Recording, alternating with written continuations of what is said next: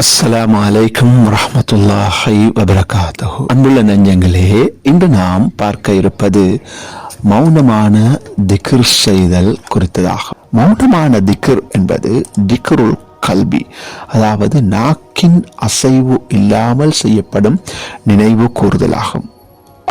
அதன் மூலமாக கவனக்குவிப்பு, சுவாச விழிப்புணர்வு, இதய பிரசன்னம் என்பன ஊடாக தஸவ்வுஃப் என்கின்ற இதயத்தின் ஜிக்ரை இவ்வாறு வரையறை செய்கின்றது. இதில் நாங்கள் ஒரு விடயத்தை சொல்லலாம் என்னவென்றால், நினைவு கூறுதல் என்பது இந்த மௌனமான திக்ர் மூலம் தொடர்ச்சியாக ஆகின்றது.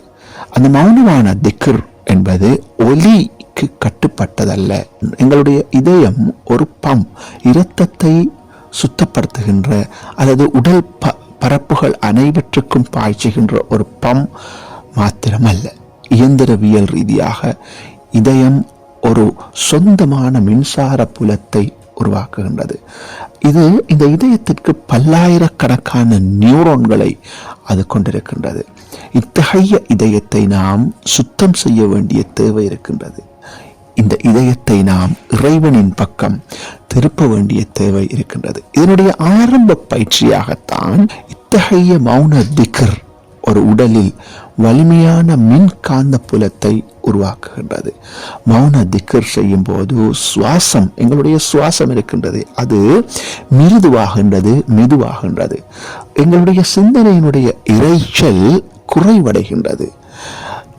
நரம்பு மண்டலங்கள் தூண்டப்படுகின்றன. எங்களுடைய இதய துடிப்பு மெதுவாக ஆகின்றது. இங்கு இந்த மௌன திக்ரின் போது நாவுக்கு அசைவுகள் ஏற்படுவதில்லை, கேள்விக்குரிய கவன சிதறல்கள் ஏற்படுவதில்லை, அதிகப்படியான அறிவாற்றல் சுமை இல்லை. இதன் விளைவாக மனம் ஒரு இதயத்தின் தலைமையாகின்றது. குர்ஆன் இவ்வாறு மௌனமாக திக்ர் செய்யப்படுகின்ற போது அது குர்ஆனுடைய யதார்த்தத்தினோடு ஒத்துப்போகின்றது. நிச்சயமாக கண்கள் அல்ல, இதயங்களே குருடாகின்றன. அல் குர்ஆனுடைய சூரா 22வது அத்தியாயம் 46வது வசனம் இது குறித்து கூறப்படுகின்றது. இது இரத்த ஓட்டம், நரம்பு மண்டலத்தினுடைய நேரம், உணர்ச்சி கட்டுப்பாடு என்பவற்றை சரி செய்கின்றது. மௌனமான திக்ர் நிலையான ஒரு உள் அதிர்வெண்களை இதயத்தினுள் உருவாக்குகின்றது. முரண்பட்ட அதிர்வெண்களை அது நீக்குகின்றது. இதயம் இறை நினைவில் நிலை பெற இந்த மௌனமான திக்ர் அனுமதிக்கின்றது. மறுதலையாக, அதாவது சத்தமாக திக்ர் உணர்ச்சிகளை தோன்றுகின்றது.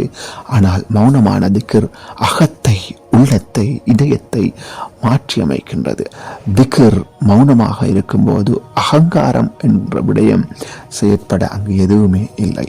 இதனால் தான் மௌன திக்ர் இதயத்தின் கண்ணாடியை தூய்மைப்படுத்துவதாக விவரிக்கின்றது. மௌன திக்ர் மூலமாக நஃப்ஸினுடைய முன்னேற்றம், இது அதாவது நஃப்ஸ் பலவீனப்படுகின்றது. இதன் மூலம் கவனம் உள்நோக்கி திசை திருப்பப்படுகின்றது. நஃப்ஸின் ஒவ்வொரு நிலையையும் மென்மையாக்கின்றது. இந்த மௌனமான திக்ர் மூலமாக அடிபடுகின்றது. நம்முடைய மௌன திக்ர் மூலமாக அடிபடுகின்றது. இதன் மூலம் ஆன்மீக ஒளியை, நூறை பெறுகின்றது. அந்த ஒளி விரிவாக்கப்பட்ட ஒரு விழிப்புணர்வு, ஆழ்ந்த உறுதி, யக்கீன், காரணமற்ற உணர்ச்சி நிலைத்தன்மை என்பவற்றை இந்த மௌன திக்ர் உருவாக்குகின்றது. உள்ளே அங்கு இதன் மூலம் வெற்றிடம் ஒன்று உருவாகின்றது. இதன் மூலம் இதயம் சீரமைக்கப்படுகின்றது. அல்லாஹ் சொல்கின்றான், அல்லாஹ் வானங்கள் மற்றும் பூமியின் ஒளி இருக்கும் இடத்தில் ஒளி நுழைகின்றது. மௌனம் இருக்கும் இடத்தை உருவாக்குகின்றது. அதே போன்றுதான், அதாவது அல்லாஹ் ஒளியாக தன்னை சொல்கின்றான். அல்லாஹ் வானங்கள் மற்றும் பூமியின் ஒளியாக தன்னை குறிப்பிடுகின்றான். அதே போன்று இந்த ஒளியானது இடம் இருக்கும் இடத்தில் தான் நுழைகின்ற இடம் இருக்கும் இடத்தில் மட்டுமே ஒளி நுழைகின்றது. இந்த ஒளி, இந்த இடத்தை மௌனம் உருவாக்குகின்றது. ரசூல் ஸல்லல்லாஹு அலைஹி வஸல்லம் அவர்களுடான தொடர்பு, ரசூலுல்லாஹ் ஸல்லல்லாஹு அலைஹி வஸல்லம் அவர்களுடைய இந்த நிலையான நினைவு எமது செயல்களை விட பிரசன்னம் முக்கியமாக இருந்து கொண்டிருக்கின்றது. நாக்கை விட இதயம் முக்கியம். மௌனமாக திக்ர் செய்யப்படுகின்ற போது உள்ளுணர்வு குறித்த சுன்னத்துடன் நம்மை இணைக்கின்றது. அது அதபை, ஆன்மீகத்தை, ஒழுக்கத்தை கொண்டு வருகின்றது. கற்பனையாக அல்லாமல் இதயத்தின் மூலம் எங்களுடைய தொடர்புகள் திறக்கின்றன. ரசூல் ஸல்லல்லாஹு அலைஹி வஸல்லம் அவர்கள் மீதான அன்பு இதயத்தில் இதன் மூலம் நிலை பெறுகின்றது. மென்மை, பணிவு, கீழ்ப்படிதல் போன்றன வெளிப்படுகின்றன. இதயம் அமைதியாக இருக்கும்போது அது வலுவான ஒரு இதயமாக மாறுகின்றது. மௌனமான திக்ர் அல்லாஹ்வோடு நெருக்கத்தை உண்டு பண்ணுகின்றது. அங்கீகாரத்தை நாடாமல் அல்லாஹ் நினைவு கூறப்படுகின்றான்.